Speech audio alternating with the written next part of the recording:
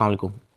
आज मैं आपसे सादुर्रहमान बन के बात करूँगा, ना कि डकी भाई। मैं नहीं चाहता कि कोई ये सोचे कि इस वीडियो का मकसद जो मेरे पे FIR हुई है उसकी कोई जस्टिफिकेशन है। I am simply here to apologise. मेरे किसी भी कंटेंट से अगर आज तक कोई भी नेगेटिवली इम्पैक्ट हुआ है, मैं उस चीज़ के लिए माफ़ी मांगता हूँ। मेरी हमेशा से सिर्फ यही इंटेंशन रही है कि मैं लोगों को एंटरटेन करता रहूँ और कुछ ना कुछ जो है वो मैं नया लाता रहूँ। लेकिन मेरे अनजाने ना अनजाने में अगर मेरे से कोई कंटेंट कभी ऐसा पोस्ट हुआ है जिससे कोई नेगेटिवली इम्पैक्ट हुआ है, या कोई प्रमोशन ऐसी हुई है जिससे कोई नेगेटिवली इम्पैक्ट हुआ है, मैं उस चीज़ के लिए पूरे कौम से माफ़ी मांगता हूँ। Let the court handle. मैं लीगली इस मैटर को एंड तक देखूँगा। मैं कोर्ट्स के साथ पूरी तरह कोऑपरेट करने को रेडी हूँ और कर रहा हूँ। मैं इदारे के साथ पूरी तरह कोऑपरेट करूँगा और जो भी जज साहब मेरे केस का फ़ैसला लेंगे मैं वो कबूल करूँगा। मेरा और मेरी फैमिली का जो 3.5 माह का एक्सपीरियंस है, मैं सिर्फ वो बताने आया हूँ। 16 अगस्त 2025 को जब मैं सो के उठता हूँ तो मैं बड़ा एक्साइटेड होता हूँ, क्योंकि हमने अपने दोस्त वगैरह मेहमान बुलाए होते हैं। हमने अपने घर में दावत रखी होती है। मेरे सब दोस्त आते हैं, बड़ा इंजॉय करते हैं, हम खाना शाना खाते हैं, गपशप लगाते हैं।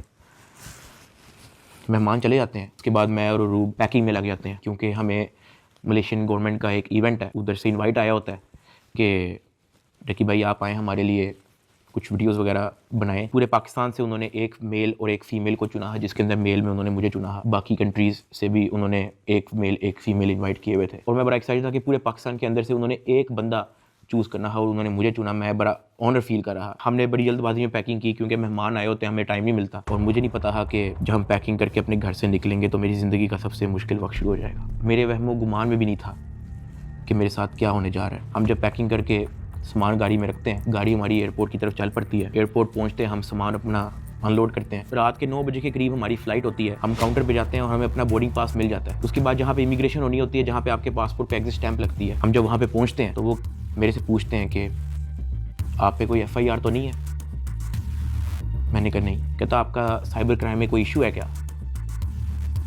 मैंने कहा नहीं। कहते आप हमारे साथ आ जाएं। मैं और अरूब एक दूसरे की तरफ देखते हैं कि ये क्या हो गया। हम किसी को ऑन टाइम ज़्यादा इन्फॉर्म ही नहीं कर पाते हैं। मैंने ज़िया को सिर्फ मैसेज कर दिया है कि ये इस तरह से इशू हो गया है, तो शायद हम फ्लाई ना कर पाएँ, तो आप प्लीज़ गाड़ी जो है वो एयरपोर्ट ले आओ और हमें यहाँ से पिक कर लो। हमें लगा कि शायद हमें बस सिर्फ फ्लाई नहीं करने देंगे और हम घर जा सकेंगे। 5-10 मिनट के बाद इमिग्रेशन वाले हमसे हमारे मोबाइल ले लेते हैं, कहते हैं कि इसको एयरप्लेन मोड पर लगा दें और अरूब की तरफ वो इशारा करते हैं कि अगर आप जाना चाह रही हैं मलेशिया तो आप जा सकती हैं।